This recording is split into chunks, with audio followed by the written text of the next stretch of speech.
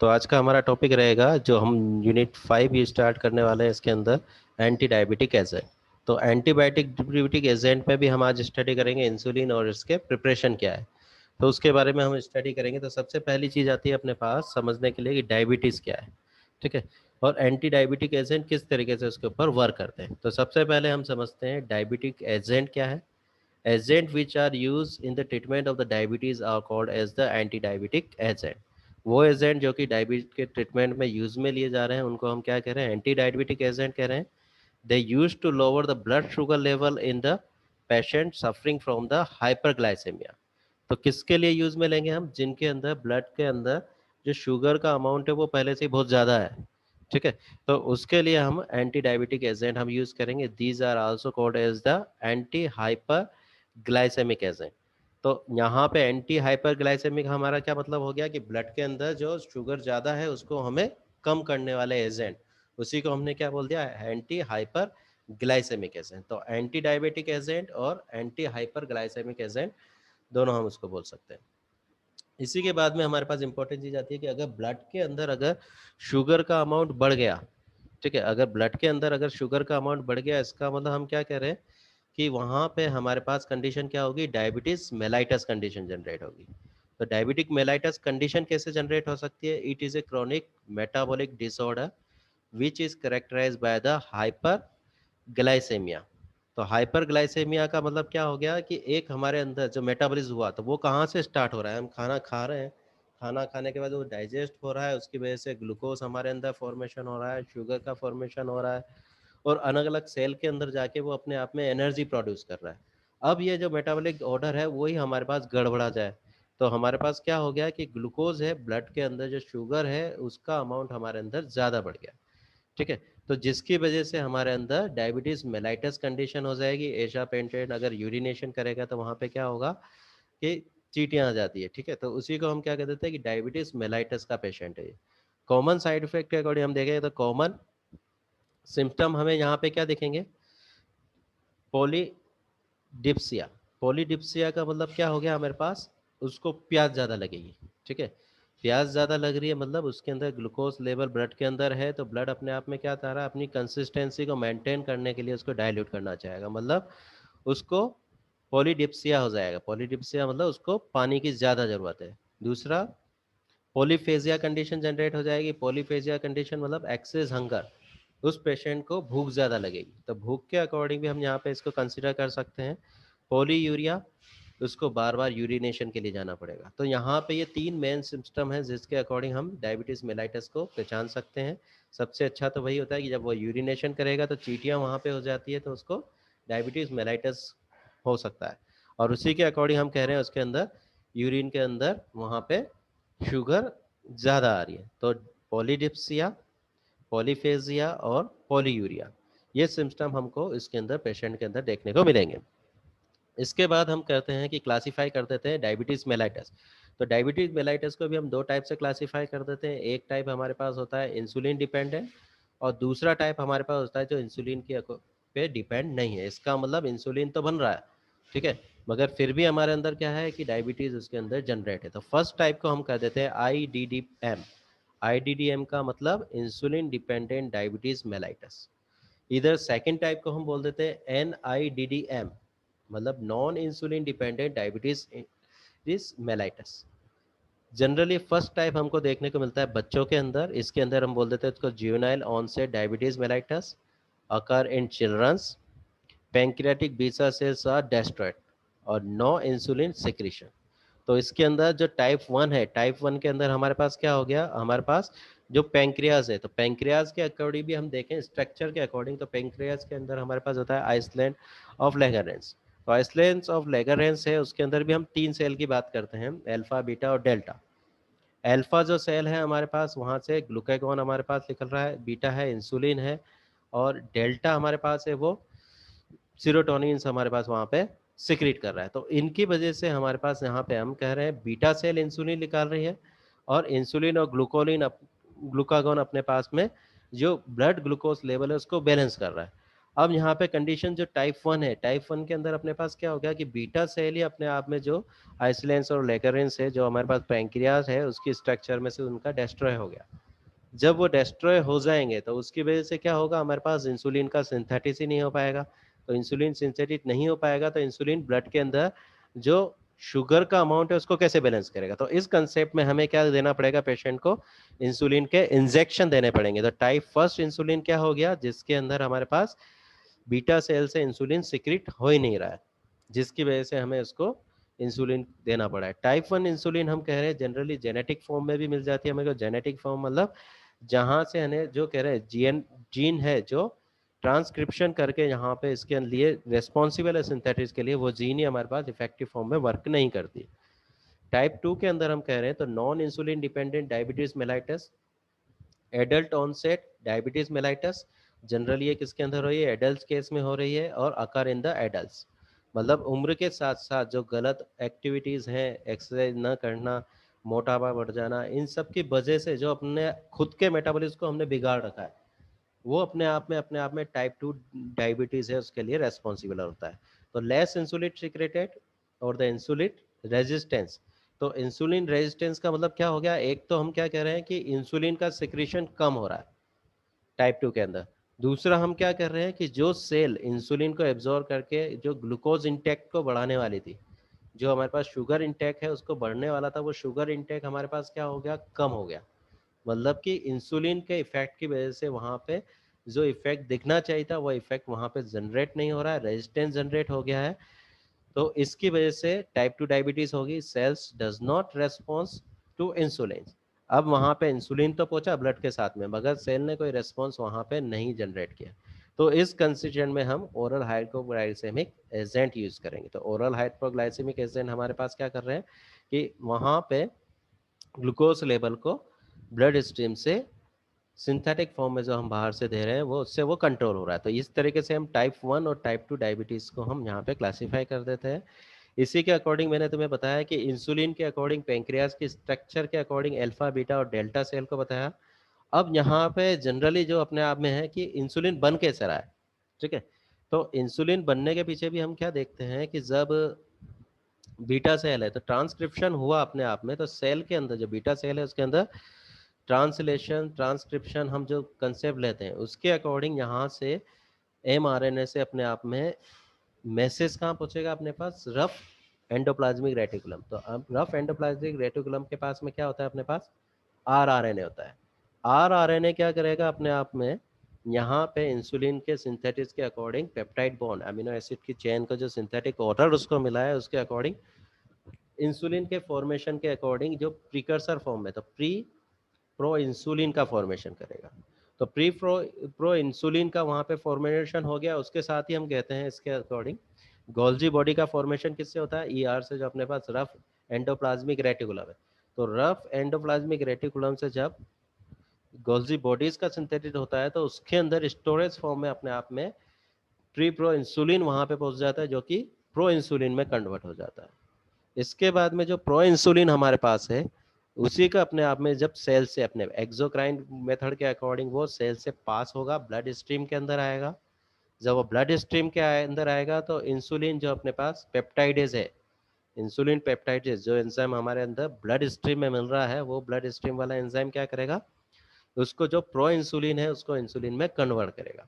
इस तरीके से हमारे ब्लड स्ट्रीम के अंदर इंसुलिन पहुंचता है। अब यहाँ पे हम कहते हैं इंसुलिन के अकॉर्डिंग, तो थोड़ा बेसिक फॉर्म में भी इसको समझ लेते हैं। It is A peptide hormone secreted by the beta cell of pancreas. It was discovered by the Banting and Bess in 1921. It regulates metabolism of the carbohydrate, lipid and protein. तो यहाँ पे हम ओवरऑल क्या कह रहे हैं, insulin insulin क्या कर रहा है, अब हमारे बॉडी के अंदर हम क्या कर रहे हैं, ग्लूकोनियोजेनेसिस भी हो रहा है और ग्लूकोजेनेसिस भी हो रहा है। ग्लूकोनियोजेनेसिस के अकॉर्डिंग भी हमारे पास क्या हो रहा है, ग्लूकोज का फॉर्मेशन हो रहा है, मतलब वहाँ पे, और कार्बोहाइड्रेट से ही बन रहा है। तो इसकी ओवरऑल इन तीनों के वजह से, कार्बोहाइड्रेट, लिपिड और प्रोटीन की वजह से ब्लड के अंदर ग्लूकोज का लेवल बढ़ेगा।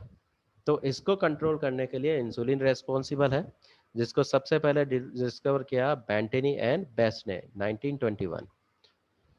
अब इंसुलिन क्या करता है, it decrease the blood sugar level by the decrease the gluconeogenesis and increase the glucose uptake and increase the glycogen synthesis। तो तीन प्रोसेस हमारे पास यहाँ पे इंसुलिन की वजह से मोटिवेट हुए। क्या क्या हुआ अपने पास कि जो हमारे पास प्रोटीन और फैट से हमारे पास जो ग्लूकोज का फॉर्मेशन हो रहा था वो अपने पास ग्लूकोनियोजेनेसिस का प्रोसेस कम हो गया, रुक गया। और उसके साथ ही जो ब्लड के अंदर जो ग्लूकोज था वो अपने आप में सेल के अंदर एब्जॉर्ब हो गया एनर्जी फॉर्मेशन के अकॉर्डिंग। और थर्ड फेज में क्या हो गया, जो भी ग्लूकोज था ग्लाइकोजन के फॉर्म में स्टोरेज होकर हमारे लीवर के अंदर डिपॉजिट हो गया। तो इस तरीके से इंसुलिन ने ब्लड के अंदर ग्लूकोज के लेवल को कंट्रोल किया। यहाँ पे अगर हम स्ट्रक्चर के फॉर्म में देखें तो इस तरह की हमको स्ट्रक्चर देखने को मिलती है, जिसके अंदर हम कह देते हैं कि इंसुलिन की स्ट्रक्चर में दो चेन होती है। कुछ बुक के अंदर हमें मिलेगा अल्फा और बीटा सेल, तो किसी बुक के अंदर मिलेगा ए चेन और बी चेन। तो जो ए चेन है उसको ही हम अल्फा बोल देते हैं, बी चेन है उसी को हम बीटा चेन बोल देते हैं। ए चेन जनरली हमारे पास 21 जो अमीनो एसिड से मिलकर बनी है और बी चेन जो हमारे पास है वो 30 अमीनो एसिड से मिलकर बनी है। इनके बीच में हम देख रहे हैं कि यहाँ पे हमारे पास डाइसल्फाइड बॉन्ड है जो कि दोनों चेन को आपस में बांधे हुए हैं। इसी के अंदर इंट्रा डाइसल्फाइड बॉन्ड भी हमको देखने को मिल रहे हैं जो ए चेन के अंदर है। तो इस तरीके से हमारे पास 51 हमारे पास अमीनो एसिड मिलके 21 तो ए चेन के और 30 हमारे पास बी चेन के जो अमीनो एसिड है दोनों बाउंड होके हमारे पास एक इंसुलिन की स्ट्रक्चर बनाते हैं। तो ओवरऑल इसके अंदर हमारे पास 51 हमारे पास हो जाता है, 30 प्लस 21 मतलब 51 अमीनो एसिड हो जाते हैं जो हमारे पास में इंसुलिन की स्ट्रक्चर बना रहे हैं। इसके अंदर जो ए चेन है या अल्फा चेन है वो हमारे पास एसिडिक नेचर की होती है और बीटा चेन है वो हमारे पास बेसिक नेचर की होती है। तो ओवरऑल यहाँ पे एसिड और बेस दोनों चेन अपने आप में जुड़ के इंसुलिन स्ट्रक्चर बनाती है।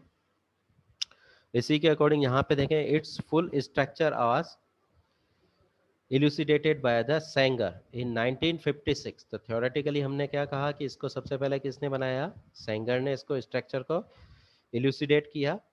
It is a polypeptide hormone with a molecular weight of the 6000 Dalton and inside the body the inactive proinsulin is converted into the active insulin which is composed of the two chain A and B। तो जैसा कि मैंने अभी तुम्हें बताया था कि यहाँ पे अपने आप में इसके अगर अपन वेट के अकॉर्डिंग देखें तो मॉलिकुलर वेट 6000 डाल्टन है। तो यहाँ पे जो मैंने बायोसिंथेटिक्स के अकॉर्डिंग अभी मैंने समझाया कि यहाँ पे गोल्जी बॉडी है, गोल्जी बॉडी से अपने आप में जब वो स्टोरेज रस्ट हो रही है तो एक्सोक्राइन के अकॉर्डिंग ब्लड स्ट्रीम के अंदर आ रहा है। तो वहां से हमारे पास क्या आता है, प्रोएंजाइम। जब वो प्रोएंजाइम ब्लड स्ट्रीम के अंदर आता है तो वो प्रोएंजाइम क्या करता है, वहां पे जो इंसुलिन पेप्टाइडेज एंजाइम है वो इसको इंसुलिन में कन्वर्ट करता है। मतलब यहाँ पे हमारे पास इंसुलिन का फॉर्मेशन होगा ब्लड स्ट्रीम के अंदर आने का, प्रो इंसुलिन से इंसुलिन। वहां पे दोनों चेनें अपने आप में कंबाइंड फॉर्म में यहाँ पे इनएक्टिव से एक्टिव फॉर्म में आएगी। A chain has the 21 amino acid residue whereas the B is the 30 amino acid residue. Both the chains are attached to the each other by the two disulfide bonds। तो जहाँ पे जैसा कि हमने structure में देखा कि sulphur sulphur di sulphide bonds है, ठीक है। इसके बाद में अगर हम देखें सोर्स, तो सोर्स के अकॉर्डिंग बॉविन, पोर्सिन और रिकम्बेंटेड ह्यूमन इंसुलिन। तो यहाँ पे तीन सोर्स हमने बता दिया था। बॉविन से हम अगर कंसीडर कर रहे हैं तो बॉविन का मतलब हमारे पास क्या हो गया, गाय। जो गाय वाली फैमिली हमारे पास आ गई, उसके हम जो लीवर है, लीवर क्या पैंक्रियाज है, उस पैंक्रियाज के अंदर से हम वहां से बीटा सेल के एक्सट्रैक्शन प्रोसेस से निकाल रहे हैं। पोर्सिन जो हमारे पास है वो जनरली हम पिग से कंसीडर करते हैं। और रिकमेंडेड ह्यूमन बींग्स का मतलब जो कि ह्यूमन बींग से हमारे पास इंसुलिन को हमने यहाँ पे निकाला है। तो ये प्रोसेस हमारे पास ओल्ड प्रोसेस हो गया। यहाँ पे हम क्या कर रहे हैं कि इंसुलिन को निकाल रहे हैं, मगर इस प्रोसेस के अंदर एक्सट्रैक्शन जो अमाउंट मिलता है वो काफ़ी कम होता है। अब हम क्या करते हैं, जो जीन थेरेपी हमारे पास है, जीन थेरेपी के अकॉर्डिंग हम क्या करते हैं ट्रांसलेशन करवा लेते हैं। लेबोरेटरी के अंदर हम ट्रांसलेशन करके नहीं जो इंसुलिन है उसका फॉर्मेशन ज़्यादा अमाउंट में सिंथेटिक फॉर्म में वहाँ पे जनरेट कर लेते हैं। तो इजीली हमें ज़्यादा अमाउंट में इंसुलिन मिल जाता है। इसी के अकॉर्डिंग हम देखें तो इंसुलिन प्रिपरेशन में हम देख रहे हैं short acting, intermediate acting, long acting. तो इसको भी यहाँ पे तीन में क्लासिफाई किया है। कुछ बुक के अंदर वेरी शॉर्ट या रैपिड एक्शन मिलेगा, शॉर्ट एक्शन मिलेगा, इंटरमीडिएट लॉन्ग और वेरी लॉन्ग एक्शन मिलेगा। तो यहाँ पे किसके अकॉर्डिंग है कि वो जो ड्रग हम दे रहे हैं उस ड्रग के अकॉर्डिंग उसका एक्शन कितनी फास्ट आता है। तो उसके अकॉर्डिंग हम इंसुलिन के प्रिपरेशन को क्लासीफाई कर देते हैं और उसकी स्टडी करते हैं। तो यहाँ हमारे पास रेगुलर इंसुलिन आ गया, लिस्प्रो हो गया, इंसुलिन जिंक हो गया, इंसुलिन एस्पार्ट हमारे पास शॉर्ट एक्टिंग के अकॉर्डिंग आ गया, इंटरमीडिएट के अकॉर्डिंग आइसोफेन हमारे पास हो गया, लेंटे हो गया, बाईफेजिक इंसुलिन एस्पार्ट हो गया, लॉन्ग के अंदर protamine zinc, ultra lente insulin, glargine insulin, detemir हमारे पास हो गया, और इंसुलिन डैग्लोडेक हमारे पास है। तो ये हमने इंसुलिन प्रिपरेशन को अलग अलग उसके यूटिलाइजेशन के अकॉर्डिंग, टाइम पीरियड के अकॉर्डिंग हमने इसको यहाँ पे क्लासीफाई कर लिया है। तो सबसे पहले हमारे पास आता है रेगुलर इंसुलिन।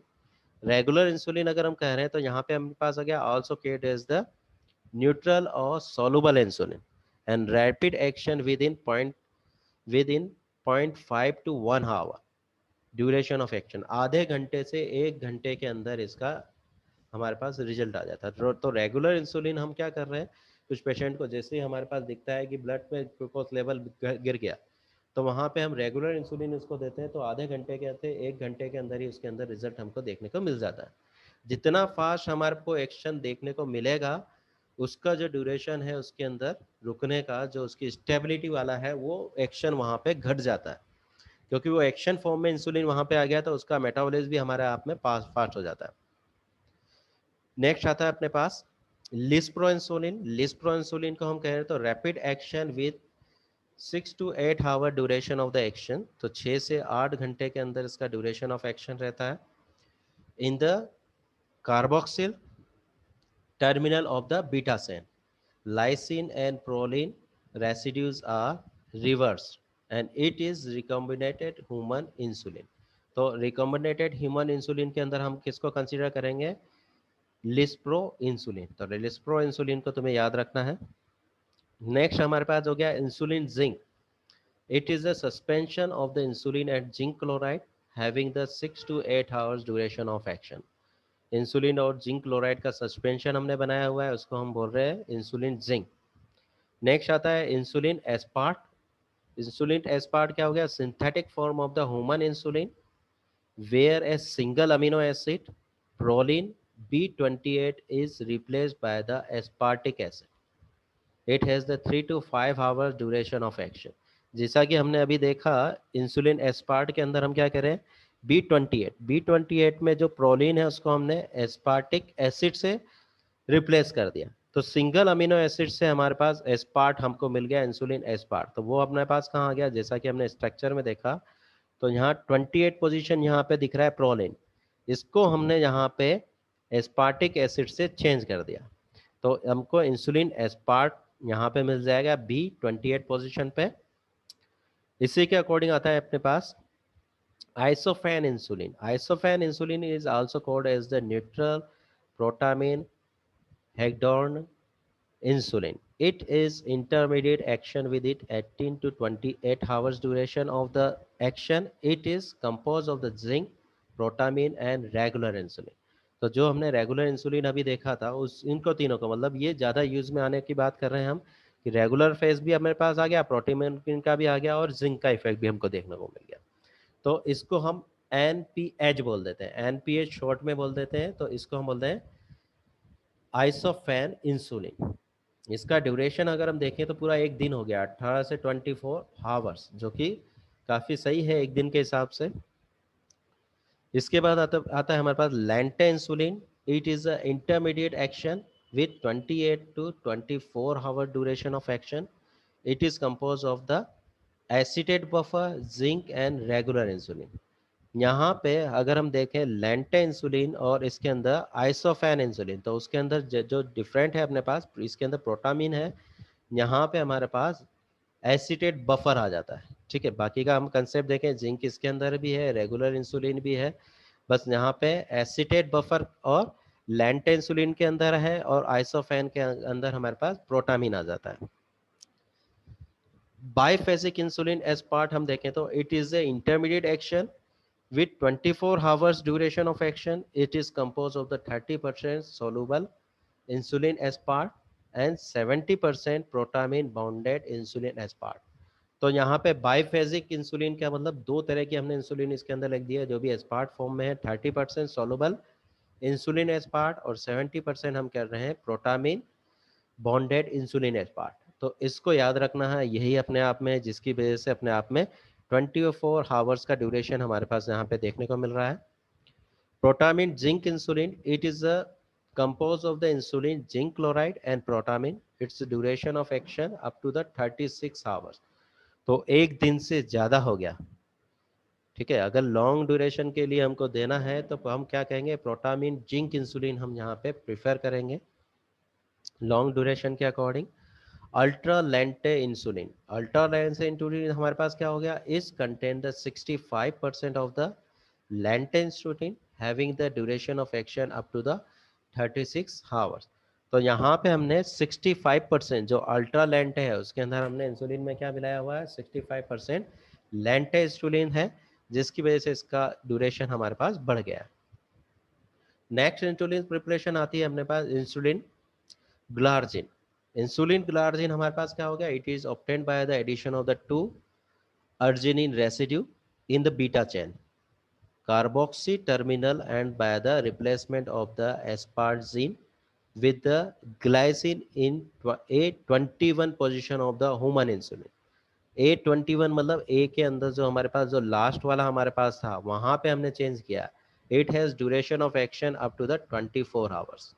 तो इंसुलिन ग्लार्जिन हमारे पास क्या हो गया, obtained by the addition of the 2 arginine residue in beta chain. Beta chain के अंदर हम क्या कह रहे हैं, कार्बोक्सिलिक टर्मिनल के अकॉर्डिंग हमने क्या जोड़ दिया, arginine residue by the replacement of the asparagine with the glycine in A21 position. तो ये पोजीशन हमको याद रखनी है। नेक्स्ट अपने पास आता है insulin detemir. Insulin detemir is obtained by the addition of the fatty acid myristic acid to lysine residue in B29 position of the human insulin। तो B29 जो हमारे पास जो B चेन है उसके 29 पोजीशन पे हमने लाइसिन के अकॉर्डिंग हमने क्या कह दिया कि addition of a fatty acid to lysine residue. तो क्या हमारे पास हो गया, मायरिस्टिक एसिड हमने वहां पे जोड़ दिया and it has the duration of action up to the 24। तो इसका ड्यूरेशन ऑफ एक्शन भी हमारे पास 24 आवर्स का ही है। तो इस तरीके से हमने यहाँ पे इंसुलिन और उसकी अलग अलग प्रिपरेशन को हमने यहाँ पे स्टडी किया। Thank you.